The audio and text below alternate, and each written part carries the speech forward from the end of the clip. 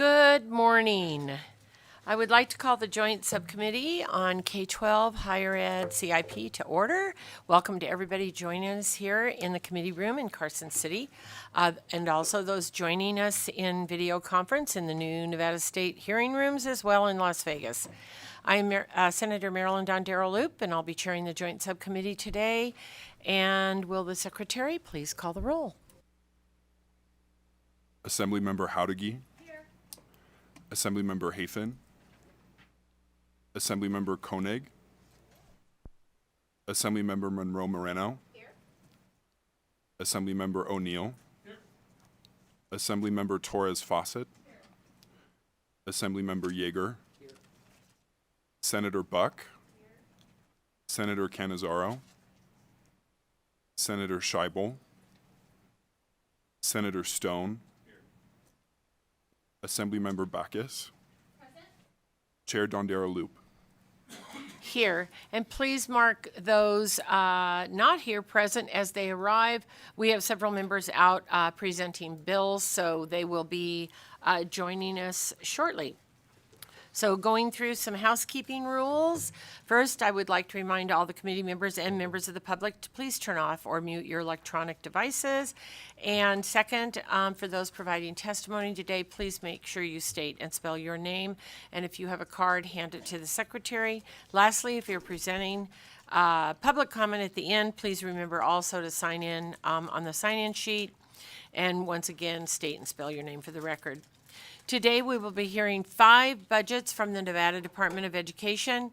Budget account 2673, Office of the Superintendent, 2705, Educator Licensure, 2676, Career and Technical Education, 2719, District Support Services, and 2720, Department Support Services.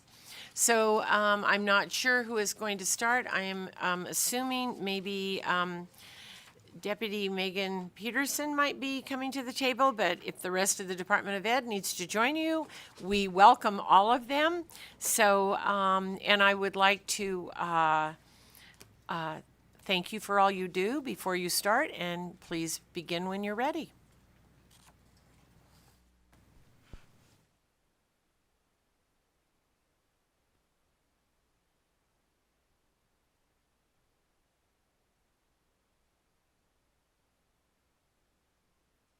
Good morning, Chair, members of the committee, Deputy Superintendent Megan Peterson for the record. We are going to be going over, as you mentioned, 5 of our budget accounts today that span two of our divisions, with the Office of the Superintendent leading that discussion today. For a quick overview, the Department of Education has 3 divisions: the Division of Educator Effectiveness and Family Engagement, the Division for Student Achievement, and the Student Investment Division. As I mentioned, I oversee the Student Investment Division, which, for some context, generally our division tends to operate similar to that of the Department of Administration, but for our for our department. So we provide a lot of administrative and obviously all of the budgetary support to our department, as well as oversight and implementation of the People-Centered Funding Plan and support to the Commission on School Funding. To start, the Office of the Superintendent, this is where the operating budget for the cabinet level leadership for the department is housed, and so that includes obviously the salary, operating, travel for those positions, the State Board of Education operating budget, as well as the operating for the Commission on School Funding. And this then also includes support for plans such as our statewide improvement plan for pupils, referred to as the STIP, as well as our annual report that is provided on the state of public education. So as we go through the presentations today, you'll see some of the slides have a green banner at the top and some have blue. The green generally are going to represent enhancements that represent positions, and blue are obviously then non-personnel related. So to start today, the first enhancement we have is for a deputy administrator position. As I mentioned, the role that we serve for our department staff often resides more in the administrative area as well. And so we're frequently giving guidance to staff on personnel, HR-related matters, in support of the Department of Human Resources. We also provide, obviously, support in areas of contract information, the day-to-day management of the Fifth Street building, which is our only state-owned building. We do have two other sites that are rented, and so those obviously are administered by the property management companies. But then we are also frequently providing, obviously, the support that comes down through guidance memos from Department of Admin, Human Resources, and those areas. And so a large portion of those duties frequently fall to my position because of the historical knowledge of how the state operates. We provide guidance in terms of how to implement and read statute and regulations and help guide a lot of those processes, as well as the budget build process. And so given our relatively small staff within the division, 42, but I have 4 directors, 3 of which who support me in all of this work, my capacity is spread very thin. And so this position is to help divide some of that work so that way we can provide quicker, more responsive support to our staff. And as I'll mention in the next enhancement, this position will supervise the 2 HR personnel that we're requesting to help streamline and improve our efficiencies. Our turnover at the department is significant. The average tenure of the staff in my division is just 2 years. And when we hire people, I frequently tell them that it takes 2 years to get up to speed on your position because of the cycle that our state operates on. And so you're learning, getting up to speed, supporting the commissions, implementing regulations, and providing guidance to the school districts and charter schools in the first year. And then going through, obviously, the session and learning how to provide guidance on changes to regulation and then implementing that in the second year. And so it is quite a lift as we try to onboard staff frequently. And so that's where this position will help provide that consistent guidance, taking that work off of my plate, because I do frequently also provide that support to our other deputies who are providing the programmatic support to our other divisions in their areas of expertise. And so that also then leads me to our next enhancement for 2 HR personnel. One is to focus on onboarding, assisting with coordinating recruitments, coordinating the interview process, ensuring that we have a standard interview process, ensuring consistency with the interview panels, the questions that are asked, the communication of the hiring protocols, and ensuring that these staff have strong onboarding so that they're oriented to the state's procedures, because many of the staff that we are hiring are coming from public sector or school districts, and so they do need a rather rapid onboarding to bring them up to speed on how to work in the public sector. And then the second position within those 2 HR personnel is to assist with the processing of timekeeping and payroll, facilitating the tracking of our FMLA agreements for staff who are in that position. This work is currently being done by an accounting assistant in our finance office, our fiscal operations. And so every 2 weeks, a week of her time is going to trying to make sure that timesheets are submitted accurately, correctly, and meeting all of those requirements for training staff in that area as well. So that takes time away from her ability to be able to help process all of the accounts receivable and the budget status report reconciliations that we're doing on a monthly basis. We are significantly struggling in this area right now.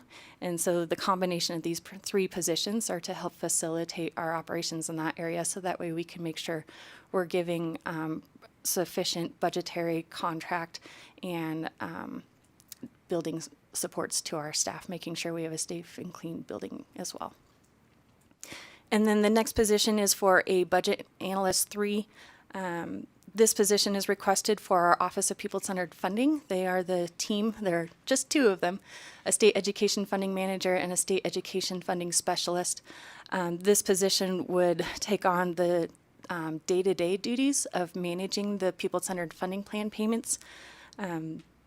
When we introduced the People-Centered Funding Plan, we brought in an additional almost $3 billion in locally raised revenues that we have to manage on a day-to-day basis. And so between the duties of modeling, working with the Commission on School Funding, doing the research and analysis for the model itself, the day-to-day operations of managing those payments, have to be balanced against all of that, and we are struggling to keep up with the work that's required for that. And so this position would help assist with that, as well as taking on work that was previously administered through contracts or is currently administered. For example, the Nevada Cost of Education Index. This is something that we have contracted out to an economist. So our hope is that this position would be able to bring that work in-house, so that way we can remain the subject matter experts in that area, and then also reduce costs to the state in the long term. That way we can fully manage end-to-end the model without external assistance, given constraints on the budgets. The next enhancement is actually the removal of a position within the Office of the Superintendent. This is for an education program supervisor position that was added during the pandemic to help manage all of the projects that came as a result of those 3 pots of funding. When those dollars came to us, we had almost 300 projects that were developed to distribute those funds. And so this position was helping to manage and track the spending, the progress of those projects. And with those funds entering their final stages, this position would no longer be needed. And so this enhancement removes the funding associated with that position.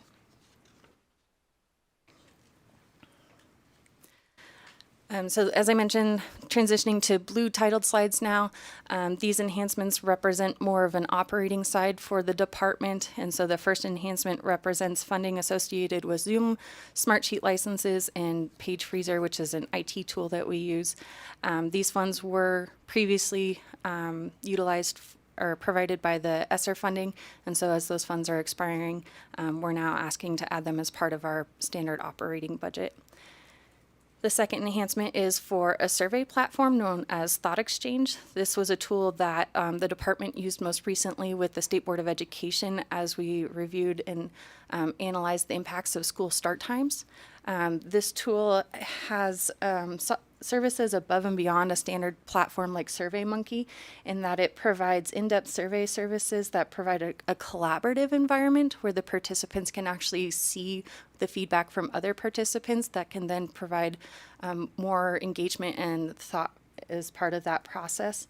It also provides support in the area of AI and helping to analyze results and look for reoccurring themes and helping us to make better informed decisions. So this enhancement requests funding to support that survey tool, $70,000 in each year of the biennium.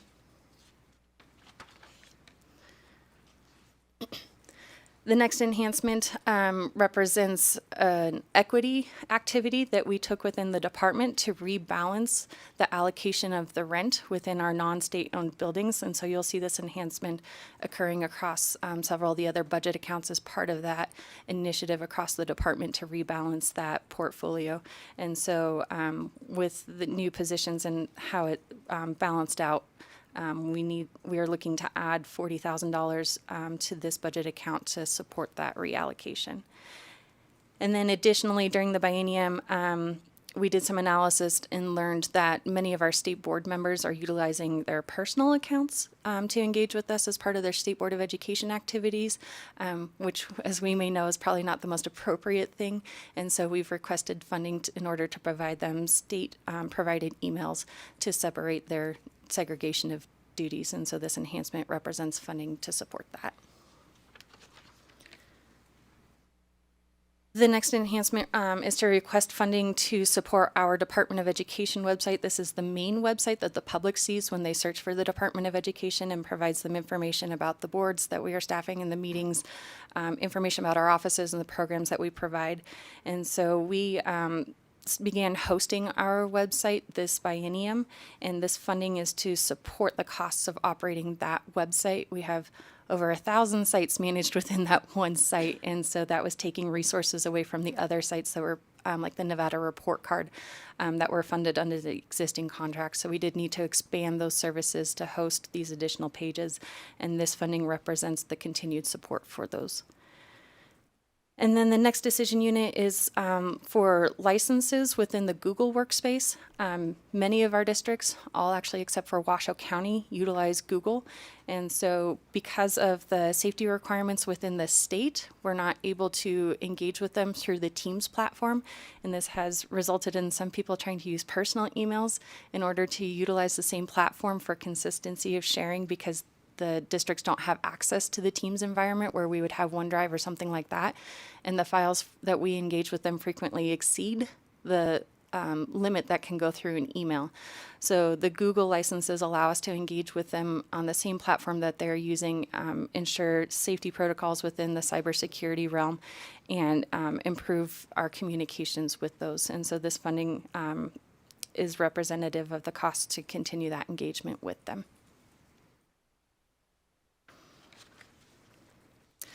The next set of enhancements as part of the governor's recommended budgets were recommended to be funded through one-shot appropriations. This includes, and you may have heard, the department has introduced a bill, AB 24, that is recommending some revisions to facilitate what's known as personalized competency-based education. Because our current system is solely based on seat time, a minimum number of minutes a day, minimum number of days a year, and a number of course credits. The current funding system needs some review to determine what changes, if any, need to be made to that per pupil allocation. And so we're requesting $35,000 to support that analysis. This would be presented to the Commission on School Funding as part of the recommendations in their scope of work to review any changes that are needed for the pupil-centered funding plan to remain relevant within the education landscape. We've had a number of lessons learned, obviously, through the COVID pandemic and what learning looks like for each student. And so we're trying to remain relevant and proactive to those changes. And then secondly, on this slide, you can see in alignment with the state's procedures regarding computer replacements, the 5-year schedule, we have replacements in both fiscal year 26 and 27 for the superintendent's office for computers that need to be replaced in alignment with that schedule. And at this point in time, I will pause for any questions you may have. Thank you very much. We do have some questions, and I'll start with Vice Chair Backus. Thank you so much, Chair. I'm going to go to Enhancement E128, and that is for the new budget analysis position to assess with the pupil-centered funding plan. And my question is, how would a new budget analyst position assist the Commission on School Funding and the department in supporting the pupil-centered funding plan? And I understood that you had indicated that there's a lot of work that is contracted out, as well as some more administrative work. But is there anything else you would want to add to what you had discussed in your presentation on that slide? Megan Peterson, for the record. Yes, thank you. One of the other things that we are looking for this position to provide support in is in the area of modeling.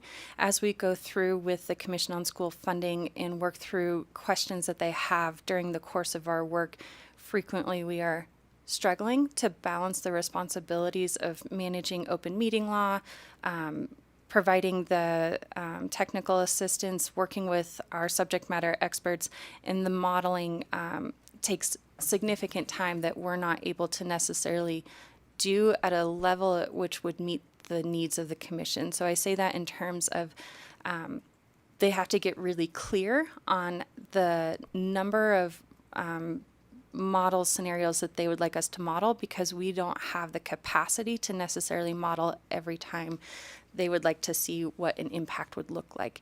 And so they may have an idea where they would like us to evaluate 3 different scenarios if we made this change to the model, but because of our capacity and constraints there, we may only be able to do 1.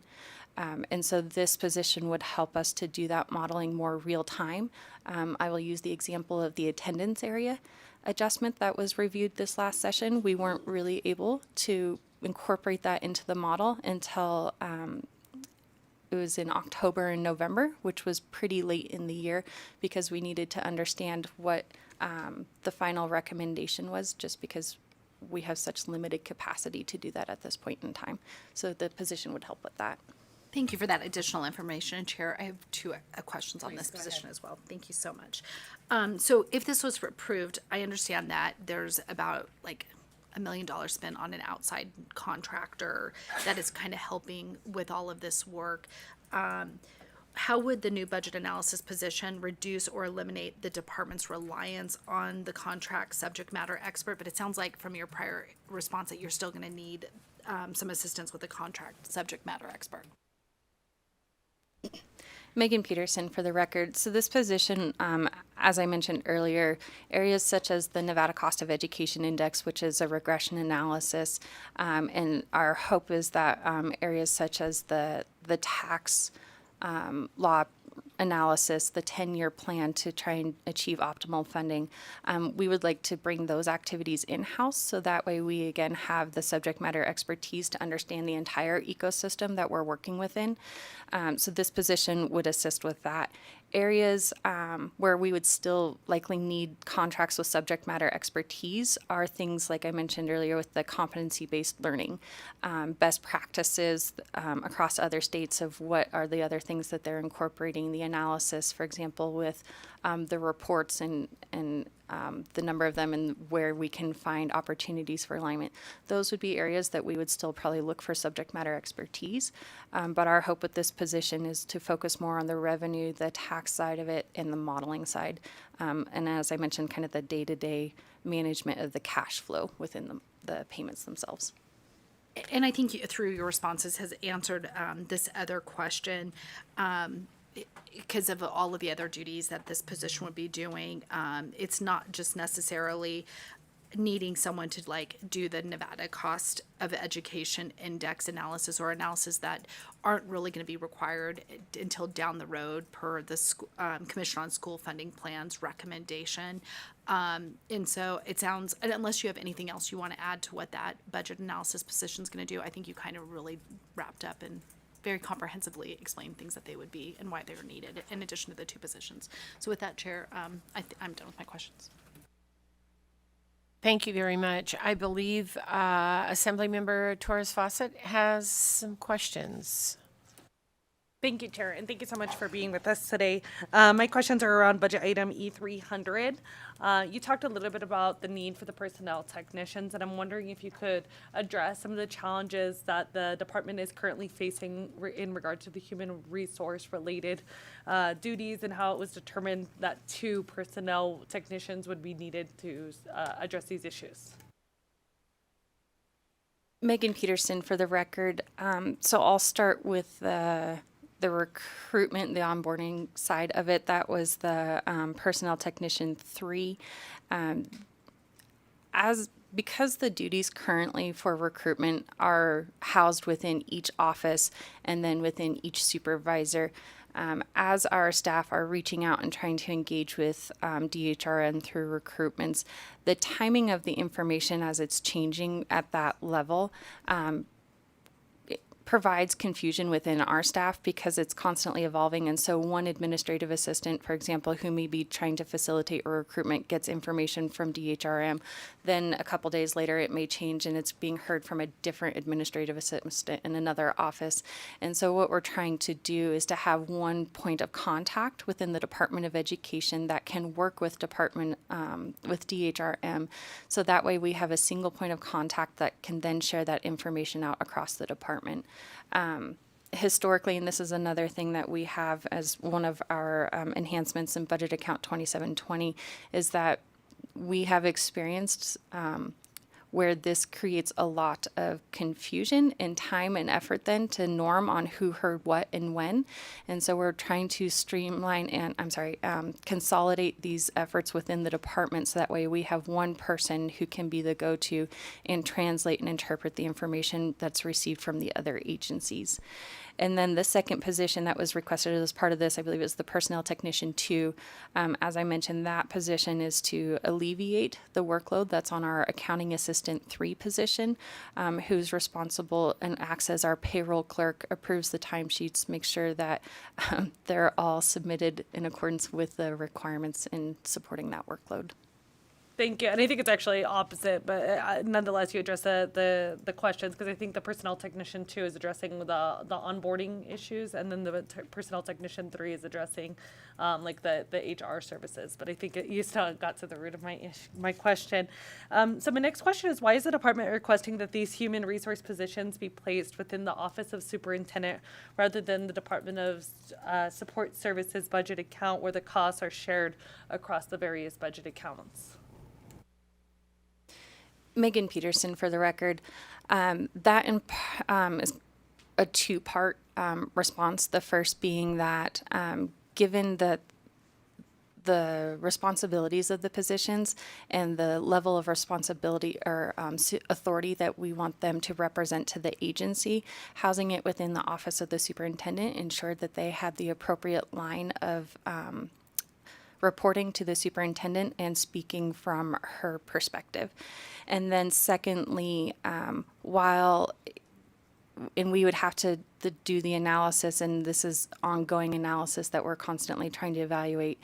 The indirect cost rate is subject to change from year to year. It may not be sufficient to always fund additional positions with this, but also because these serve state requirements, we felt that they didn't necessarily represent the federal requirements that the indirect is representative of, and so putting them within that account seemed most appropriate to us. Thank you. And if they were in the Department of Support Services budget account, why would the superintendent not have purview of those positions? Megan Peterson for the record. She still could. It was a transparency effort. Frequently, when you see the items coming out of those budget accounts, people align them with the director who oversees that, and so we wanted it to be transparent where the line of direction was. Thank you very much. And I think next on our list is Chair Monroe Moreno. Thank you, Madam Chair. And staying along those lines with the human resource, in your presentation and questions that have been asked, you said there's been some disconnect with the training and communications with HR, and you'd like to centralize the HR services provided. But by doing that, could you let us know how, by doing that, if it would complement, not duplicate, what the Division of Human Resources is already doing for your department? Megan Peterson for the record. Yes, it would be complementary. DHRM would still be responsible for the posting of the recruitments, the validation of the applicants, the HR back-end side of the management that they handle at the state level, as well as the orientation that they're providing from their side of it. These positions would represent alignment within our agency and the onboarding that's specific to our department. Madam Chair, follow-up? Please. Thank you. So they would still do all the hiring and all that. So these two new positions would pretty much be more in charge of the training of those individuals once they were hired by DHMR? Megan Peterson for the record. So the position that we're requesting for the agency would work with DHRM to submit the recruitment when a vacancy becomes available at our department, completing the request to fill form, reviewing the list as it becomes available, assisting with the interviewing process, the scheduling of all that. That would be internal to the department as it currently is. And then DHRM is responsible for posting the recruitment, gathering the applicants, reviewing them for the eligibility requirements. Those activities would still stay with DHRM. And then secondarily, for the staff that once we do make offers, when they come to the department, providing the orientation specific to our department. Final question, Madam Chair? Please. So even before thinking about bringing on the two positions, have you had an opportunity to have conversations with HR to talk about the gaps that you guys are missing that you'd like to see, and giving them the opportunity to fill those gaps before looking for new positions? Megan Peterson for the record. Yes, we've been working with them for almost 4 years now. trying to resolve that. And they also are experiencing their own turnover challenges. And so identifying a single point within the department for them to work with was identified as one of the opportunities to help improve those activities. Thank you for that. Thank you, Madam Chair. Thank you very much. And we'll go to Assemblymember Haddocky. Thank you, Chair, and thank you. I had three questions, and you kind of answered one of mine already in your presentation, but mine's are around Decision Unit E302. And so my first question is, how would your workload in the Student Investment Division be affected when the federal funding in the COVID-19 funding budget account expires in fiscal year 2026? Megan Peterson for the record. So that represents approximately 15% of my workload right now. And that would mean that I could work less weekends and possibly be able to go home after only a 10-hour day. Thank you, Madam Chair. Follow up. And again, you pretty much answered this question in your presentation because you were speaking about your workload. And again, I just want to make sure I understood it correctly. So if approved, how would the addition of the recommended budget analyst position and the 2 human resources positions impact your workload in the Student Investment Division? Megan Peterson for the record. So for the HR positions, they would also support, it's probably 10% of my workload in terms of trying to find that alignment, making sure that we have the correct guidance, accelerated hire information, hiring fairs, all of those kinds of things. So those positions would help lead that work, be in contact with DHRM and get the clarifications there on a more timely basis. And then for the budget analyst position, this is something that I work very closely with the 2 positions in the Office of People-Centered Funding.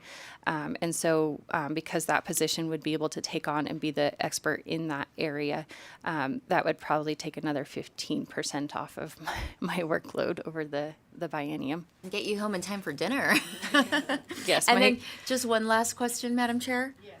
Okay, thank you. And so I know that your data systems management budget account currently has an existing information technology manager position. It looks like you guys have 6 information technology positions and 4 business process analyst positions. So why can't the various IT positions that you currently have not oversee the information technology function that is recommended for the new unclassified deputy administrator position? Megan Peterson for the record.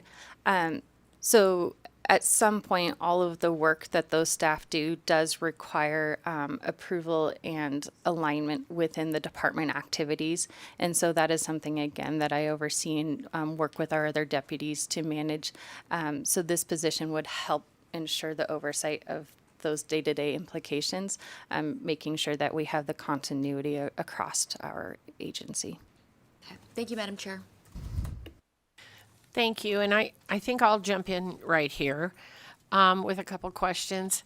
And how did the department determine the salary level for those new unclassified deputy administrator positions? That they would be the same as the existing deputy superintendent? Megan Peterson for the record. So that is something that we're continuing to work through and evaluate. As you may or may not know, the department is going through an efficiency study right now by an outside firm. And so this was in alignment with one of the recommendations that they made for additional support within the department. And this goes back to obviously the question regarding the HR personnel and the decision to put them within the superintendent's account.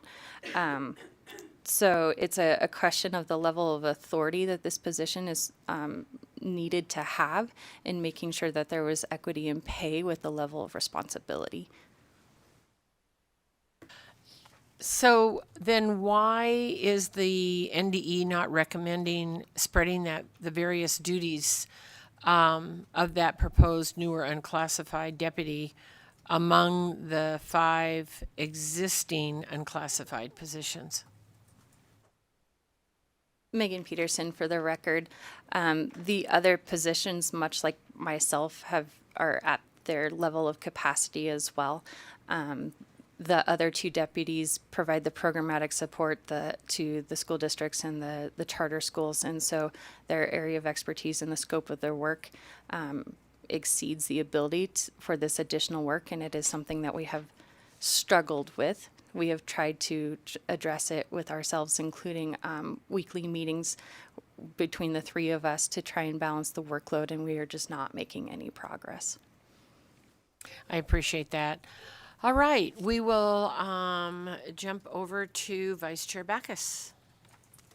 Thank you, Chair. And I just have two quick questions on the enhancement E304 pertaining to the department's websites. And my question is, I don't think it's just one website. Isn't there like multiple websites that it's going to cover for that $80,000? And if so, per year, I guess for the biennium. And then what are those 4 websites and how are they currently funded?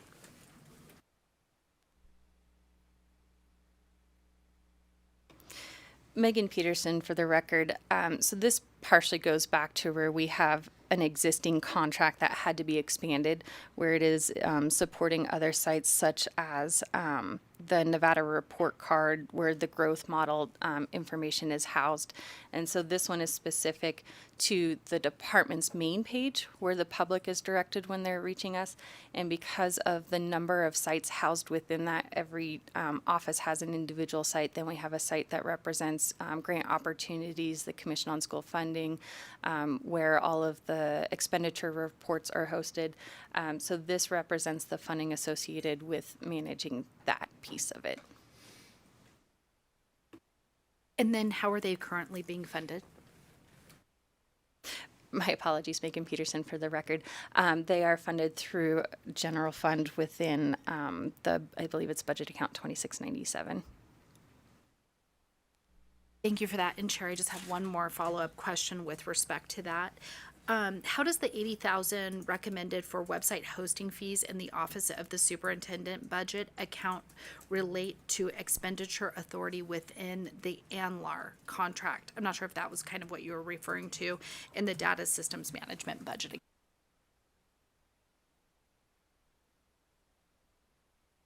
Megan Peterson, I'm going to ask my director for the Office of Fiscal Operations, who is our local expert in that area, to help clarify.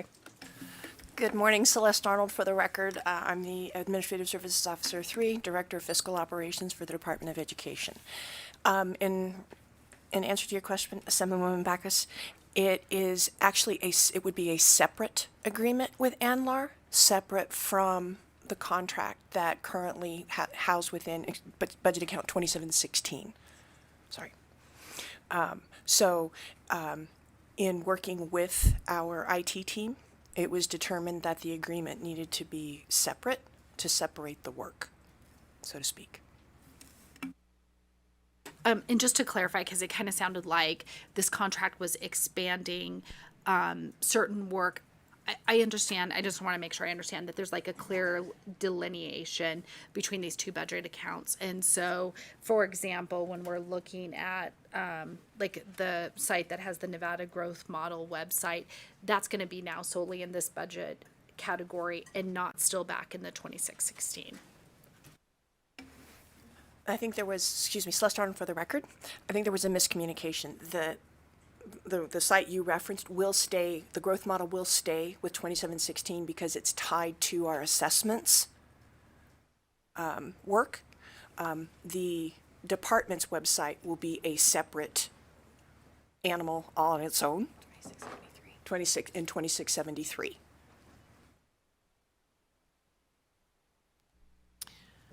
Thank you very much. I, for one, would love the website to be more user-friendly, so if anything works towards that, I'm on it. Thank you. All right, are there any other questions from the committee? I see none, which means we will go on to budget account 2705 or 05.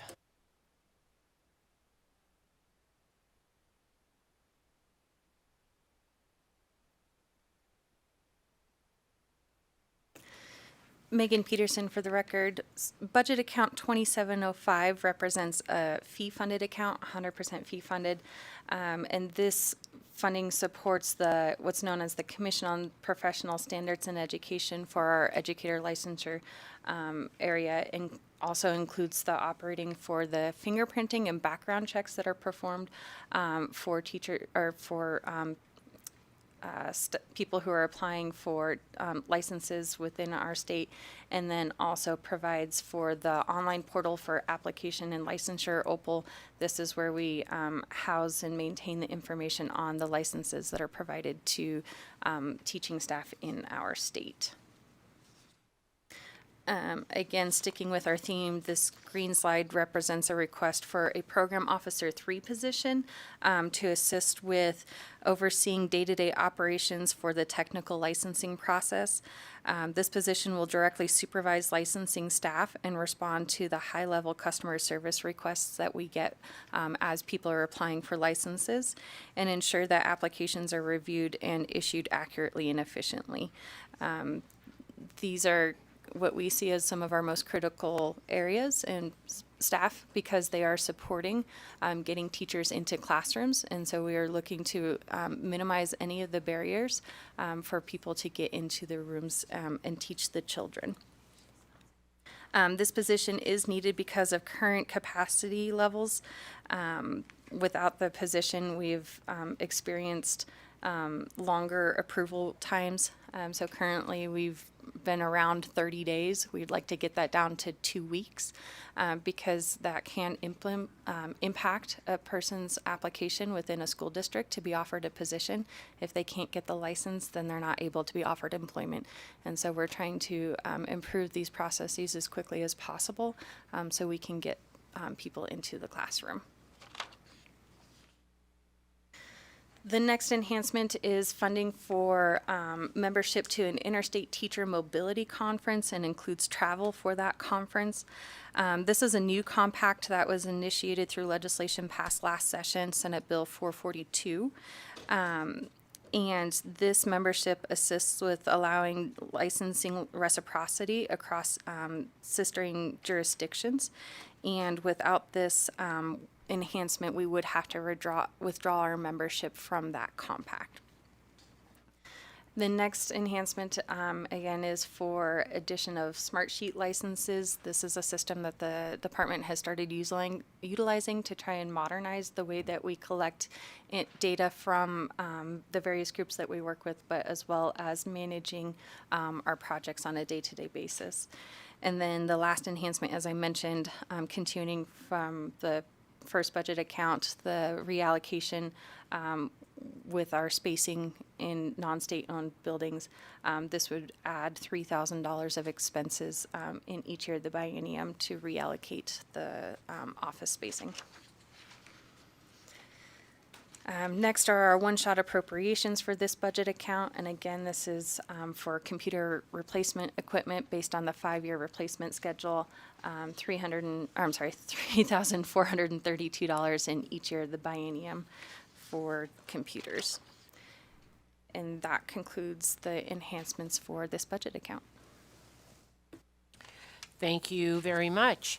And with that, I believe Assemblymember Torres Fawcett has a couple questions. Thank you, Chair. This question is first in regards to budget item E127. And I'm wondering if you could discuss some of the obstacles experienced by the department's licensing unit and the need for a new program officer position, considering that the application submissions are projected to be flat from 25 to 27. Megan Peterson for the record. So the appearance of the flat budget partially comes in because of the increased costs associated with the raises that were received this biennium. But separate from that, the duties that this position would help manage and oversee in supervising staff includes duties outside of what's managed through the licensing system. This includes the reporting that we're required to do for federal requirements such as EDFACS reporting. And additionally, the systems require manual downloading of the data cleaning of it and then the reporting of it. And so this position would help provide the oversight of those duties. Thank you. And kind of a follow-up. Considering that the Midas Learning Development System would no longer be utilized in the upcoming biennium, why is the existing management analyst position, which was approved to only manage the Midas system, not being repurposed to address the workload within the licensing unit? Megan Peterson for the record. So while the department is no longer utilizing the Midas platform, these activities and functions have transferred to our Canvas platform. And so the duties and the work of that position still exist. It's just been transitioned to a different system. Thank you. And a quick follow-up. How did the department determine that the current issues limiting its ability to meet its 30-day application processing goal is a staffing rather than licensing system issue? Megan Peterson for the record. This was based on analysis of the workload and the human element that prevents the system from working more efficiently.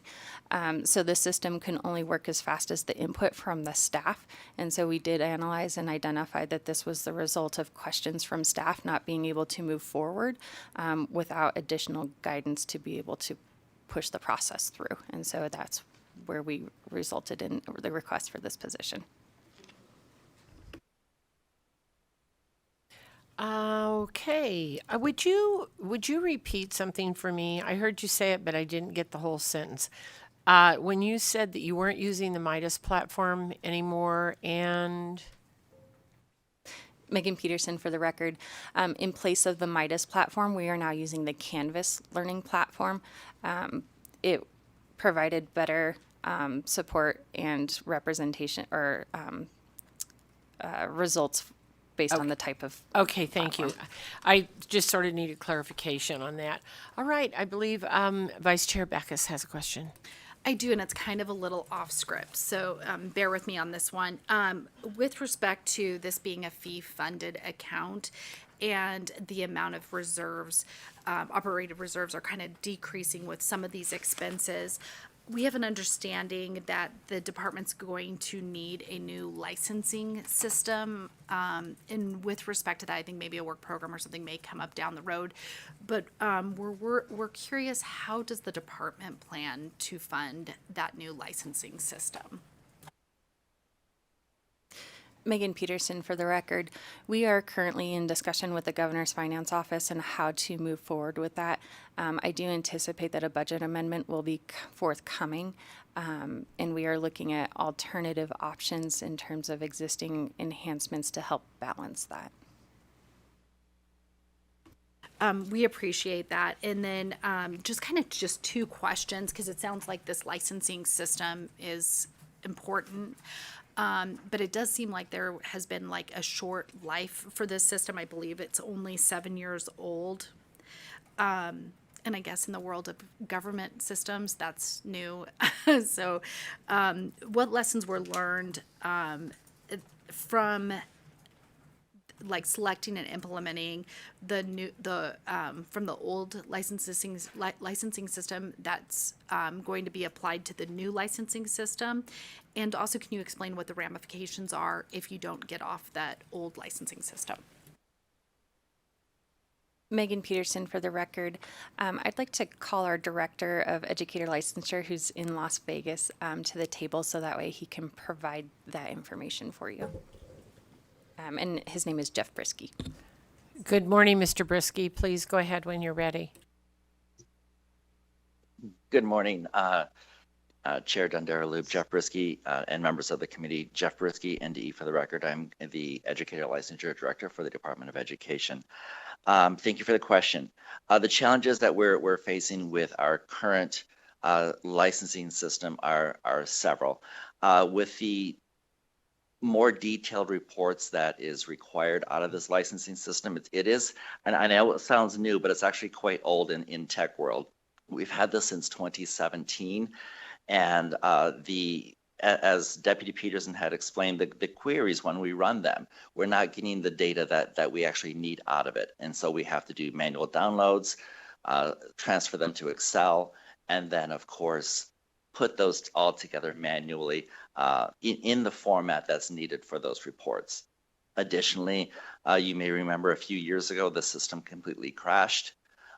It was not recoverable for, I believe, 11 days. We were not able to issue any licenses. So the program right now, as is, we're running on a Band-Aid, frankly, and we do need to move forward with a more robust system that is much more up to date. We also need to be better partners with our LEAs and our ed prep institutions. They've been asking for canned reports, portal logins, so that they can make their own queries. For instance, a school district may want to know how many teachers are coming up with expired licenses in the next week or next day. And the ed prep institutions really want to be able to follow their graduates and candidates as they move through after graduation, and how they do in the system, and how long they stay, where they go. And that way they can take some of that data from the system and inform their programs to make their programs better at the ed prep side. Thank you. Just to follow up on that and to clarify, it sounds like one of the things that the current system is lacking is the ability to do projections on licensing, and also looking back for obviously teacher recruitment and retainment. But are there any other aspects that you've learned from the current system that you're going to take forward in acquiring the new licensing system? Yes, absolutely, Jeff Brisky, NDE for the record. It's mainly the reporting and the partnerships with our LEAs and our districts. We were able to get an expert in the field to help us lead us through the RFP for the system and all the way through implementation. So we're looking forward to having a much more robust system.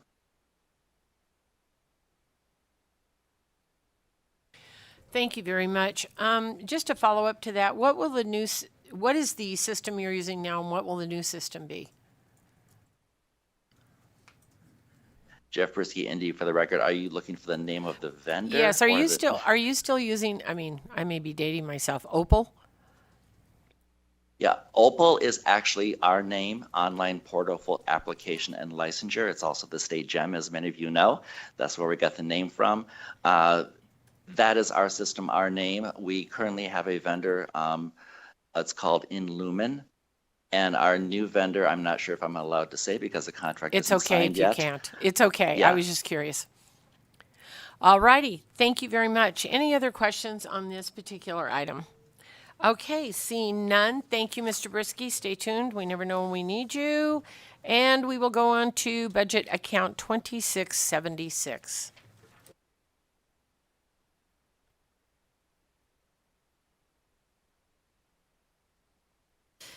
Megan Peterson, for the record. The next budget account represents funding for our career and technical education side in the student achievement division. Educator effectiveness and family engagement division.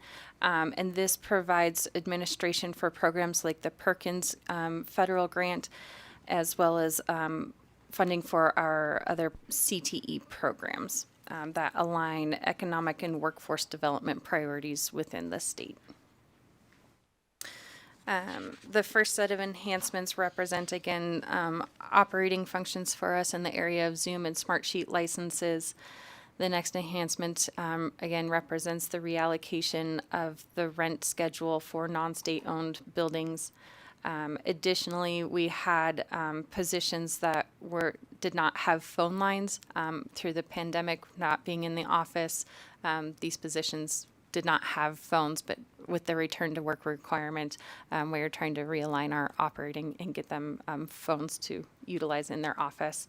And then the last enhancement is for a workforce development platform, provides funding in the second year for a workforce development platform that is utilized to provide professional development and mentorship opportunities for our professionals in the school districts. I do want to note that there is should be a forthcoming budget amendment. This contract actually should reside within our budget account 2712. There was some confusion during the budgeting process, and so we will be requesting to move this from 2676 to 2612. I'm sorry, 2712 to keep it aligned with the staff who oversee those activities. And this is a requirement as part of our federal funding to provide these resources to professionals within the school district. Next are our one-shot appropriations. This again represents computers that are up for replacement per the 5-year replacement schedule. 10 computers in fiscal year 26 and just 1 in fiscal year 27. Representing $2,300 and $23,000 in fiscal year 26. And that concludes the enhancements for this budget account. Thank you very much. And I think Speaker Yeager. Thank you, Madam Chair. Thank you for the presentation. I have a few questions.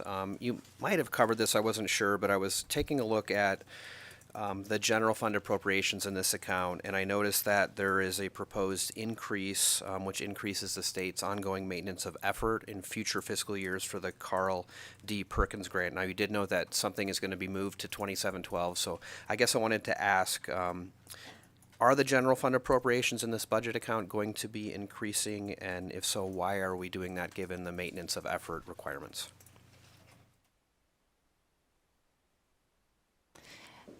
Thank you, Megan Peterson, for the record. That one specifically would not be moving to budget account 2712. These are our Carl D. Perkins funds that are representative of our career and technical education, so they would stay in 2676.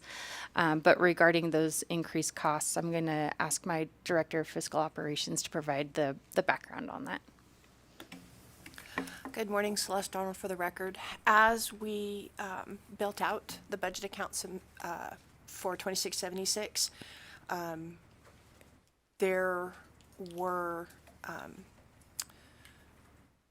limitations, or there was an administrative cap, best way to put it, of 5% in the Perkins grant, and we were able to locate late last night, and I can provide it to our analyst with LCB, that the Perkins grant has a 5% match of administrative costs, in addition to the 5% they're only allowed to spend on their grant. So overall. With that, though, we were limited on what we could put in administrative costs towards the grant. In order to fund the budget account appropriately, that increased the general fund portion of the budget. And with that, we as state employees were graciously given through this last legislative session 23% cost increase in our salaries, which was a big hit, as well as our various operating costs. We saw increases with our assessments in terms of email, that type of thing, day-to-day costs for potential contracts, for supplies, things of that nature, and we've had to adjust as we go forward.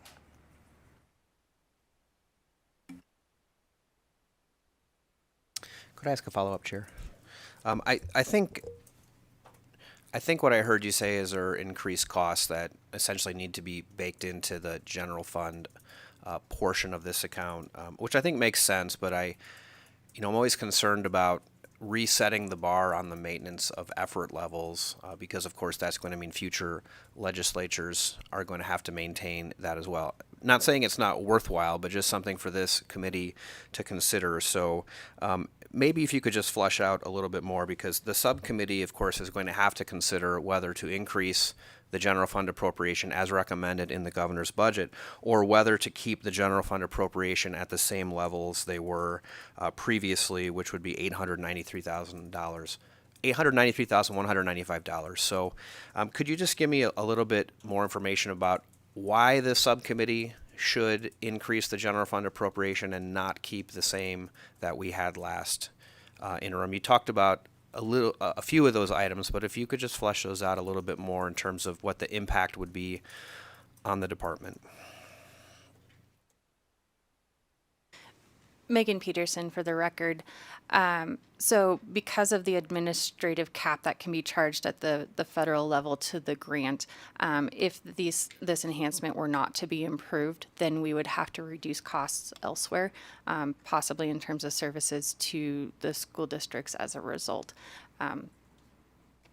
So for consideration, we would have to stay within that amount of funding, and we would have to reduce options. Okay, then just one last question, if I could, Madam Chair. So I just wanted to confirm, I know when you first came to the table, you talked about, I guess, realizing last night that there was this 5% cap and there's going to be some information coming over to fiscal to talk about that. But at this point, you do not intend to submit a budget amendment to reduce the general fund appropriation that's recommended for this budget. Megan Peterson for the record. We're still working through what that would look like with the governor's finance office. So as soon as we're able to work through that, we'll provide additional information. Okay, great. Thank you so much. Thank you, Madam Chair. Thank you very much. And I just have one additional question to those. What will happen with if there becomes the lack of federal funds? Will this affect this budget? Megan Peterson for the record. Yes, without additional guidance from obviously at the federal level and what that would mean, we couldn't clarify to what extent. We understand there are a variety of considerations being given, and so it depends on what impacts that would ultimately have as to what the result would be for our state. Thank you very much.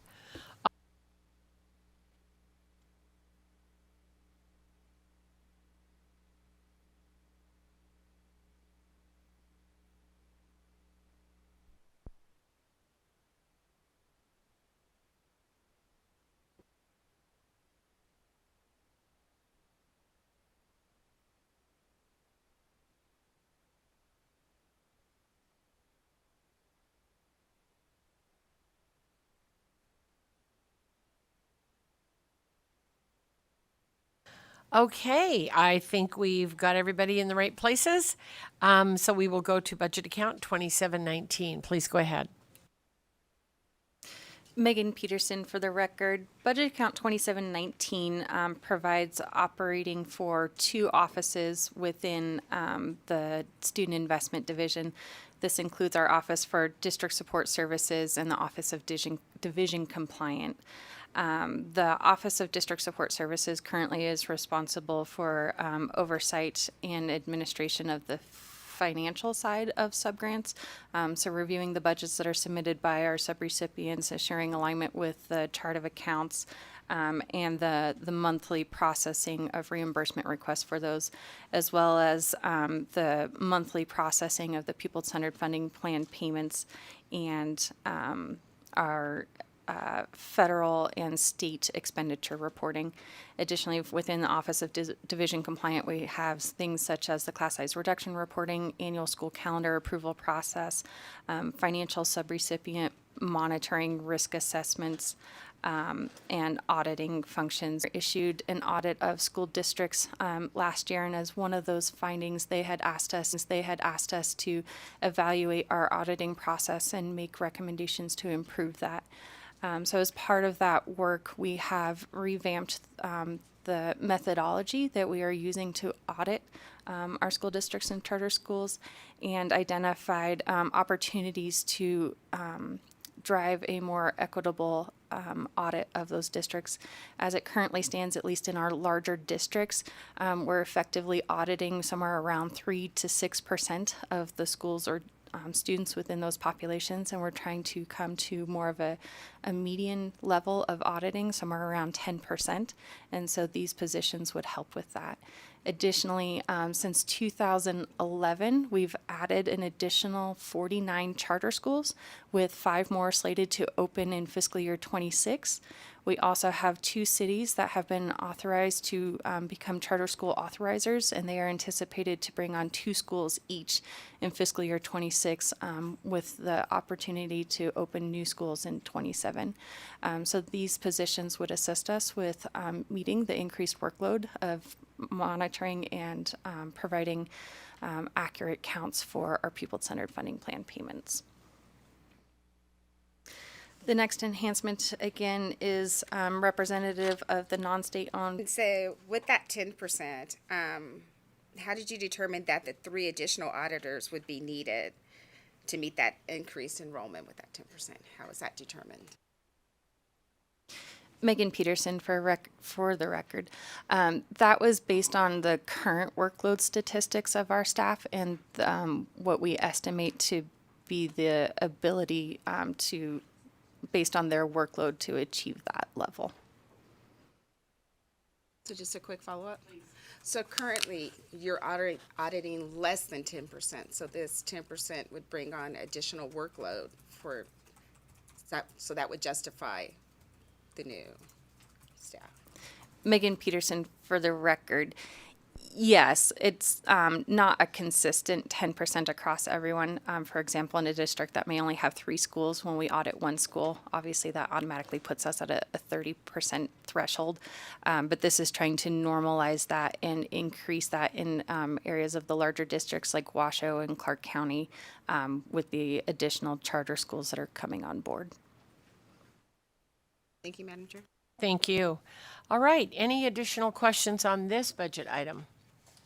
Okay, seeing none, we will go on to budget account 2720.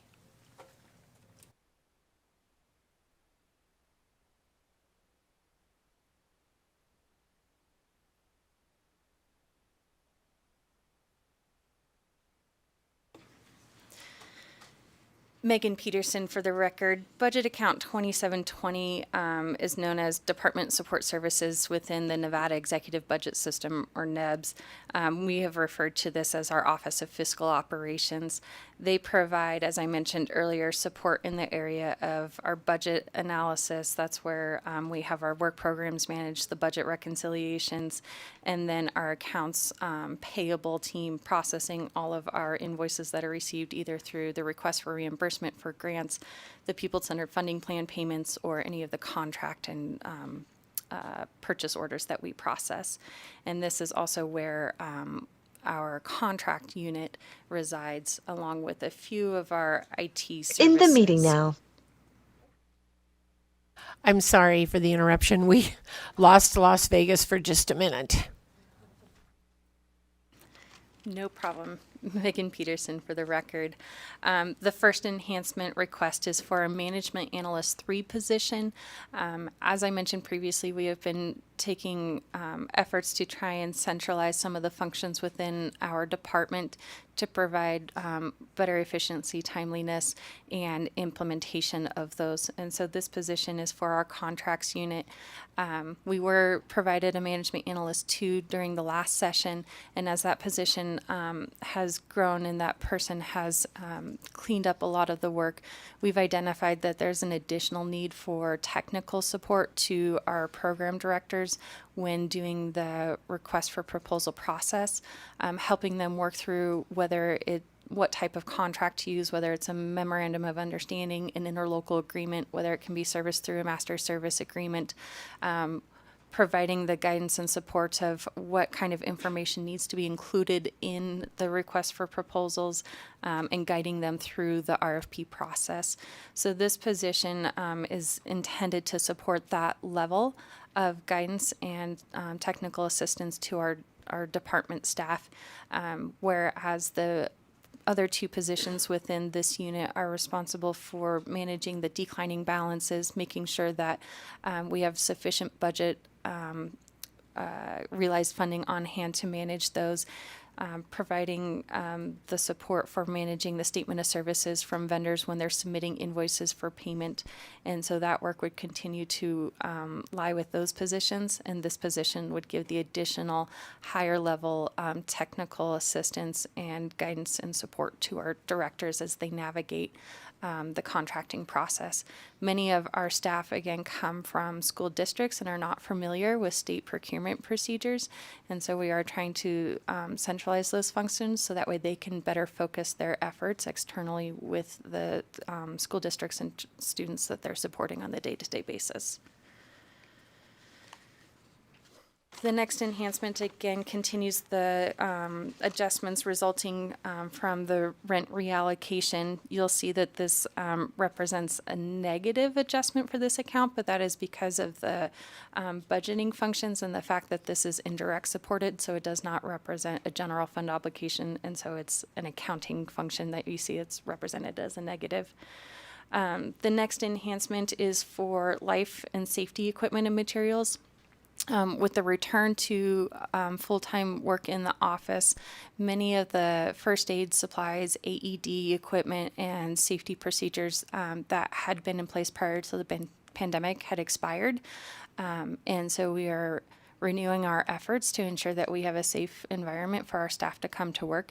And so this provides the costs of maintaining those supplies throughout the year for our 3 facilities. And again, because this is an indirect cost, you can see it's represented a little bit higher in the second year because of the way the costs roll over, but it is approximately $11,000 in each year of the biennium. And then the next enhancement, these were costs that were previously being paid for with the ESSER funds, so as those are expiring, we're bringing them back into our main budget. This enhancement represents training for our IT staff, so that way they can ensure that we are operating safely within the cybersecurity realm, making sure that we're providing training to our staff on phishing scams and how to avoid those kinds of situations. The next enhancement is for funding for our financial management platform. This was procured using ARP ESSER funds. This is a system that we have started using to modernize our people-centered funding plan payment process. Currently, this is being done through Excel spreadsheets, which, as you all may know, are highly subject to human error. Formulas frequently can be inadvertently adjusted, and so this system locks in those calculations and helps avoid any potential errors, as well as streamlining and modernizing the way that we manage that. Because it's done through Excel, after a certain point, just like a photocopy over time degrades, Excel files can be corrupt, and this helps us avoid that situation as well. So we're requesting $15,000 in each year of the biennium to continue that system. Next, we have some positions that had been eliminated, and so this enhancement represents removal of costs associated with phone lines, voicemails, and business productivity, Office 365 operating. And then the last enhancement is our computer replacement schedule in alignment with the 5-year recommendation.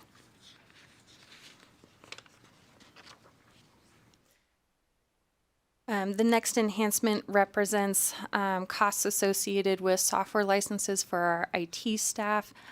This includes the desktop remote access for IT to be able to log into your system and similar support software like that. Next is an enhancement for hardware and equipment replacement, again in the area of our IT staff and supporting department operations. The next one below it actually represents a server replacement in alignment with replacement schedules. So these are the tools that they use to keep us up and running for virtual conferences and all of the normal IT related functions. And with that, I will pause for questions. Thank you very much, and we'll start with Vice Chair Backus. Thank you so much. And Ms. Peterson, thank you for your continued presentations on these budget items. I just had a clarifying question. It may just be a typo in the slide. On slide 32, Decision Unit E250 regarding the life and safety equipment and materials, it has on here the FY 2026 cost, and then you did say it was going to go up in 2027, but I didn't know if that was a typo because it looks like it's exactly double the amount. It may just be the amount for the biennium. Megan Peterson for the record. Yes, we debated on how to represent that on the slide because of the way that indirect cost functions and the way it's reported. You do see it effectively doubled in the second year, but that's because the cost from the first year rolls over to the second year. So it is in reality the 11,623 in each year. Thank you for that, because that's what our material said, so I just want to make sure we're on the same page. Yeah, that is how you would actually see it within the decision unit. And so we didn't want to create confusion by changing what it looks like in the system. But yeah.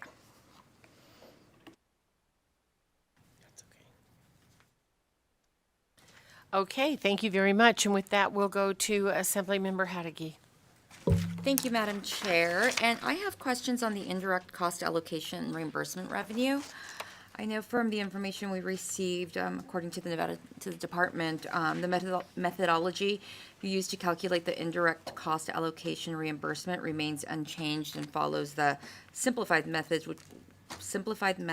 which was approved by the U.S. Department of Education. And so my question is, why does the U.S. Department of Education determine the indirect cost rate that the department can assess to fee-funded budget accounts and budget accounts without federal funding?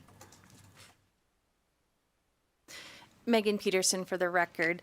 The U.S. Department of Education is the federal cognizant agency in that case. So this is consistent with every agency. If you go to environmental protection, their indirect cost rate is set by the EPA, their federal cognizant agency. So they are the ones who we work with to set our rate. And then in terms of how we utilize that within the department, because of the costs that are used to calculate that rate, we use that as effectively a proxy to represent what the actual cost of administering those types of services across the accounts. And so we use that because it's been vetted and has a standard process for determining that amount. It is the rate that we then use to imply the costs for the other accounts.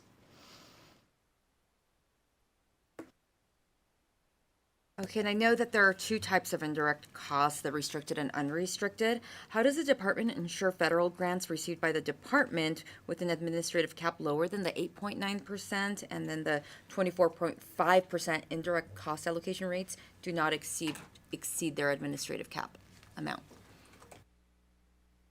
Megan Peterson for the record. So that is something that historically has been managed at the individual budget analyst level. We are working to create a master database of that effectively to help manage it at multiple levels, so that way we're also transparent with our programmatic staff, so that as they're implementing the projects, they're understanding their ability to spend in a program area or not. But that is something that has been managed on an individual level up to this point. Thank you. And I know there's been an increase in the unrestricted indirect cost rate from 13 to 24.5%. Has that impacted any of the other department budget accounts? Megan Peterson for the record. Yes, it has. And this was something that through the pandemic was definitely a learning opportunity for us and a challenge in balancing that. It's not uncommon for indirect cost rates to change. That was quite a significant change for us, obviously, and that was in part because during the pandemic, our activities focused towards supporting the ESSER funding, and so therefore we were not as active in spending in our typical federal grants, and so as a result, we saw a decrease. Now that we're shifting back, our efforts are in supporting those programs, and so the indirect costs have risen as a result. There is flexibility, and it is on the individual grant basis to work with the grantor to the department to amend our budget, but obviously it is a fixed sum that we have to rebalance, and so we do work individually with those as that's occurring to address that. Thank you very much, and I believe Senator Canizaro has a question. Thank you, Madam Chair. Can you explain to us why certain budget accounts have larger increases in indirect cost allocations when others, such as the federally funded budget accounts, have less? Megan Peterson for the record. So that is related to the requirements within those individual grants and our ability to offset those costs. So it is the balancing that we have to achieve in trying to meet all of those requirements.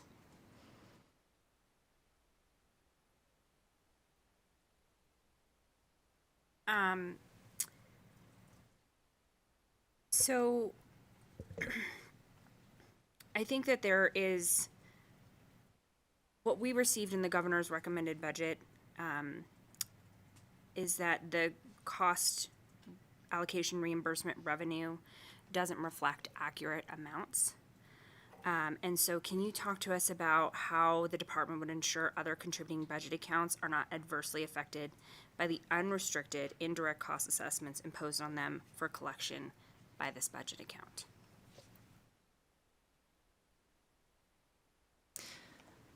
I'm going to try and, Megan Peterson for the record, I'm going to try and restate your question to make sure I have it.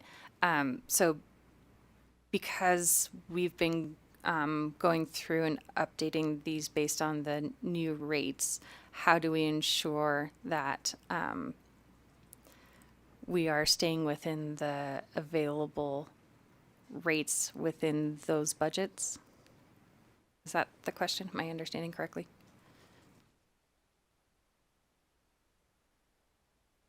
Well, I think that part of it is that there seems to be there's differing amounts depending on those budget accounts for the cost allocation. Some of them are high. It seems to be impacting, I think, fee-funded and general fund supported budget accounts more than other accounts. So how are you ensuring, because I think we're a little unclear on some of the amounts, how are you ensuring that the contributing budget accounts are not adversely affected by the costs being imposed on them for other accounts?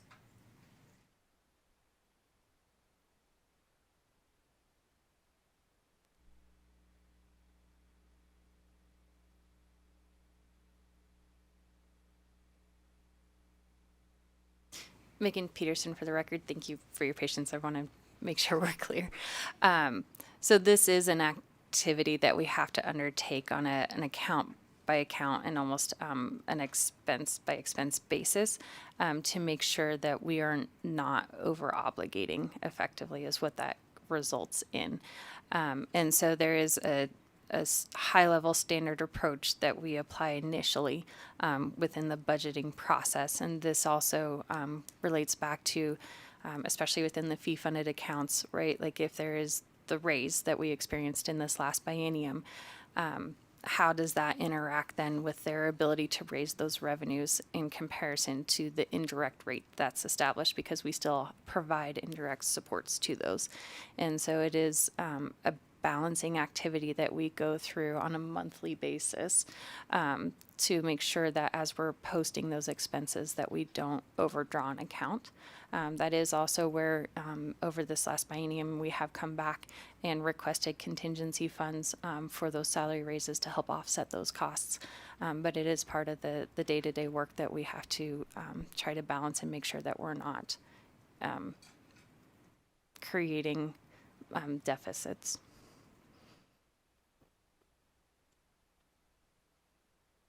Okay.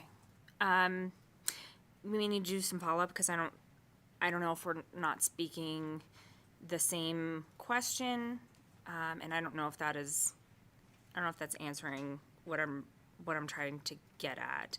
It's less about the balancing and how you're going to ensure that other budget accounts are not impacted adversely by this process.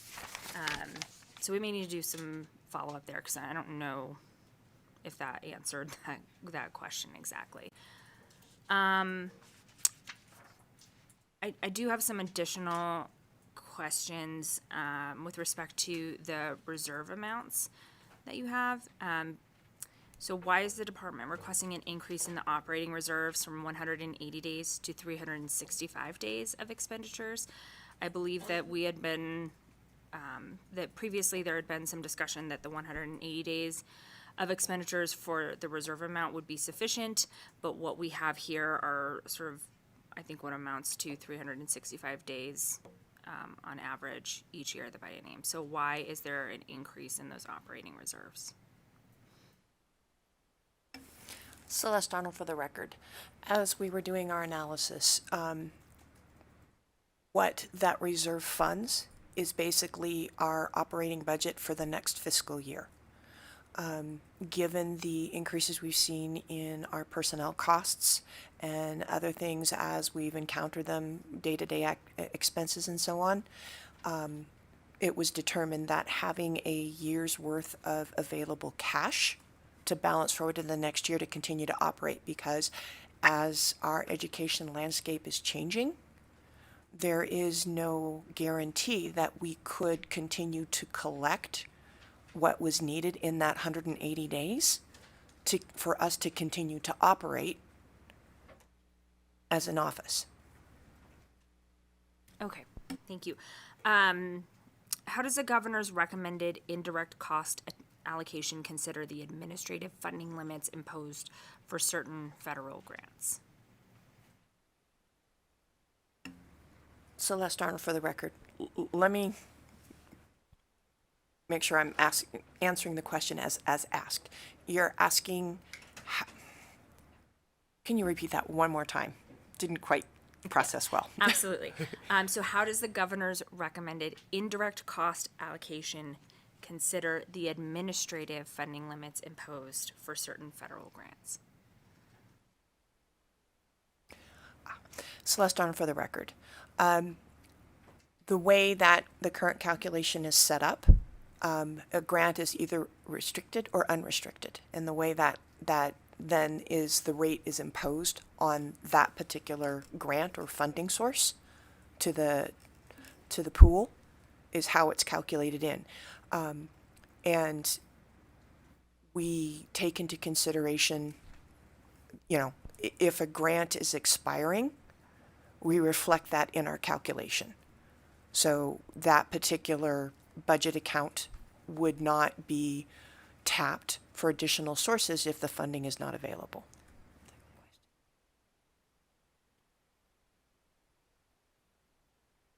Okay. I think that sort of answers it. But I'll sort of stop there, Madam Chair, for my questions. Thank you very much. I appreciate it. Thank you very much. And we'll go to Senator Scheibel. Thank you so much, Chair. I wanted to go back to that management analyst position that you're seeking to create. And first, I want to make sure I understand that, excuse me, management analysts, one is the, least experienced, or it goes 1 and then 2 and then 3. 3 would be the most experienced, most senior analyst, right? Okay, I see you guys nodding your heads. So is the idea here to bring in a new person to be that management analyst 3, or to promote one of the current analysts and bring in somebody else at the 1 or 2 level?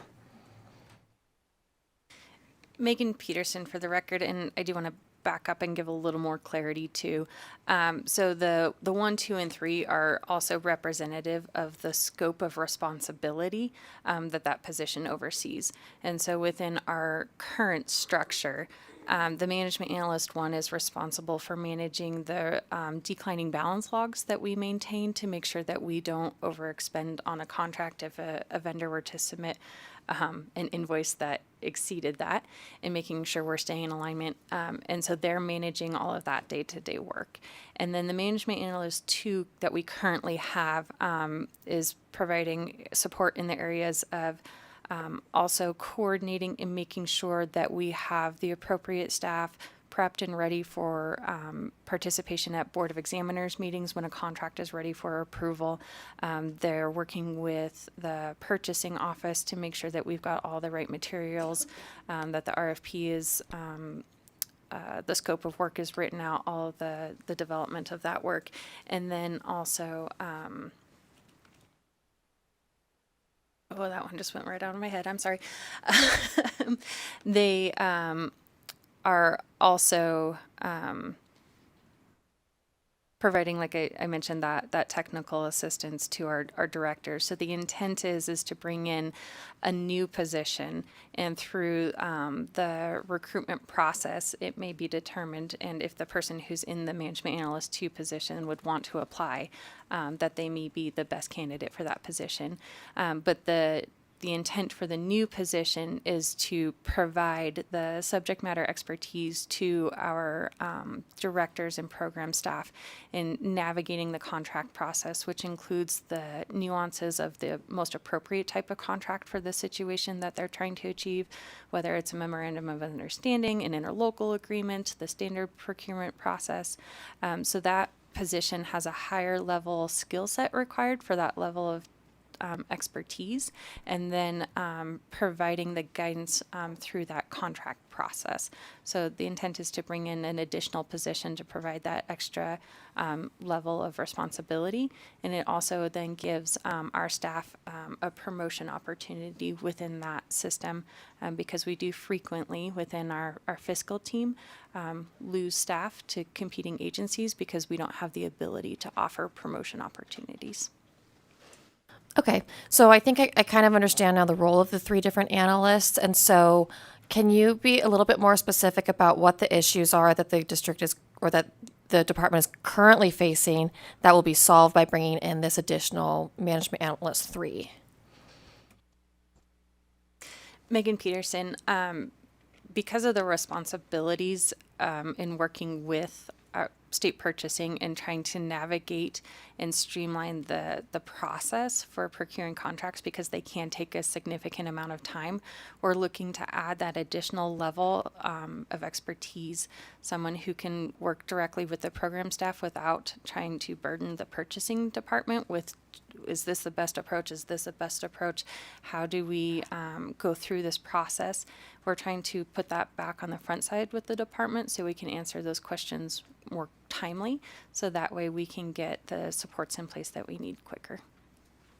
Okay, and my last question is, how, if at all, will this affect the job responsibilities of the 2 current management analysts? Megan Peterson, for the record. For the management analyst 1, it would not impact their responsibilities or duties. For the management analyst 2, it would allow them to focus more on the coordination of signatures, the preparation for Board of Examiners, making sure that we have alignment within our contracts and the areas of the scope of those focuses, and making sure that the contracts are operating as efficiently as possible.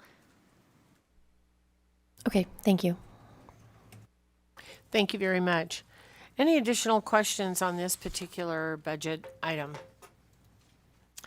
Okay, seeing no more questions, then I'll close the hearing on these 5 Department of Education budget accounts. Thank you,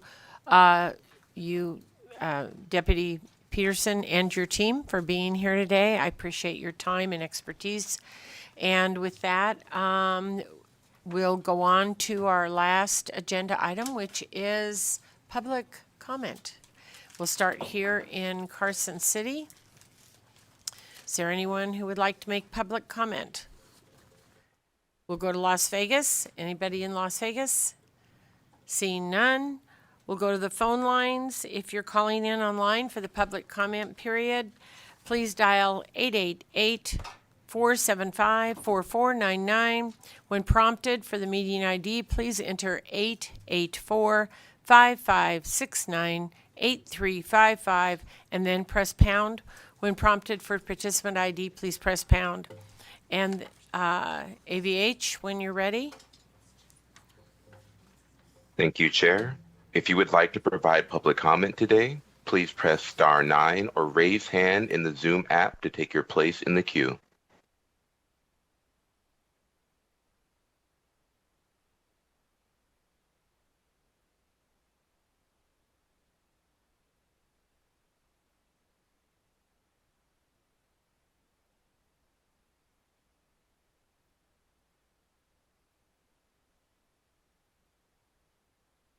Caller with the last 3 digits, 928, please press *6 to unmute yourself.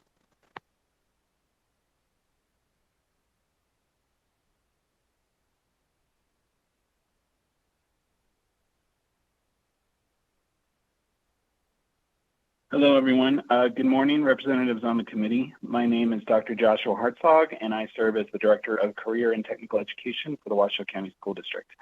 I'm writing today to urge the removal of disabling language in the K-12 budget that currently prevents the use of state funds to support career and technical student organization leadership activities on a statewide basis. CTSOs play a vital role in career and technical education. These organizations provide students with hands-on leadership experience, professional networking opportunities, and the chance to develop essential workplace skills. Participation in CTSOs directly aligns with the state's workforce development goals, helping students graduate career ready and filling the pipeline of skilled workers that Nevada's economy depends on. In the Washoe County School District, we do everything within our fiscal means to ensure our students can access and participate in CTSO events.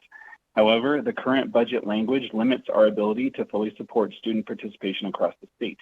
Each year, between $500,000 and $1 million in potential funding for CTSOs goes unspent and is returned to the state's general fund, funds that could be used to directly benefit students and build Nevada's future workforce.